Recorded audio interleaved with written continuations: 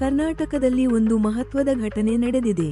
ಮುಖ್ಯಮಂತ್ರಿ ಸಿದ್ದರಾಮಯ್ಯ ಅವರ ಭಾವಚಿತ್ರವನ್ನು ತಿರುಚಿ ವಾಟ್ಸಾಪ್ ಸ್ಟೇಟಸ್ ಹಾಕಿದ್ದ ಪಂಚಾಯತ್ ಅಭಿವೃದ್ಧಿ ಅಧಿಕಾರಿಯ ಪಿಡಿಒ ವಿರುದ್ಧ ಎಫ್ಐಆರ್ ದಾಖಲಾಗಿದೆ.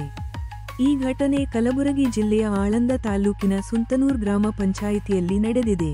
ಇಲ್ಲಿನ ಪಿಡಿಒ ಪ್ರವೀಣ್ ಕುಮಾರ್ ಆಗಸ್ಟ್ 21 ರಂದು ಮುಖ್ಯಮಂತ್ರಿ ಸಿದ್ದರಾಮಯ್ಯ ಅವರ ಫೋಟೋಗೆ ಮುಸ್ಲಿಂ ಟೋಪಿ ಸೇರಿಸಿ ಸಿದ್ರಾಮುಲ್ಲಾ ಖಾನ್ ಎಂಬ ಶೀರ್ಷಿಕೆಯೊಂದಿಗೆ ವಾಟ್ಸಾಪ್ ಸ್ಟೇಟಸ್ ಹಾಕಿದ್ದರು.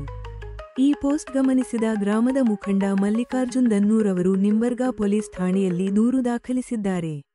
ಪೊಲೀಸರು ಪ್ರವೀಣ್ ಕುಮಾರ್ ವಿರುದ್ಧ ಭಾರತೀಯ ನಾಗರಿಕ ಸುರಕ್ಷಾ ಸಂಹಿತೆ 2023ರ ಕಲಂ 299, 353 ಮತ್ತು 198 ಅಡಿಯಲ್ಲಿ ಪ್ರಕರಣ ದಾಖಲಿಸಿದ್ದಾರೆ. ದೂರು ದಾಖಲಾದ ನಂತರ ಆಳಂದ ತಾಲೂಕು ಪಂಚಾಯತ್ ಕಾರ್ಯನಿರ್ವಾಹಕ ಅಧಿಕಾರಿ ಮನಪ್ಪ ಕಟ್ಟಿಮಣಿ ಅವರು ಜಿಲ್ಲಾ ಪಂಚಾಯತ್ ಸಿಒ ಭಂವರ್ ಸಿಂಗ್ ಮೀಣಾ ಅವರಿಗೆ ವರದಿ ಸಲ್ಲಿಸಿದ್ದು, ತನಿಖೆ ಮುಗಿಯುವವರೆಗೆ ಪ್ರವೀಣ್ ಕುಮಾರ್ ಅವರನ್ನು ಅಮಾನತುಗೊಳಿಸಲಾಗಿದೆ.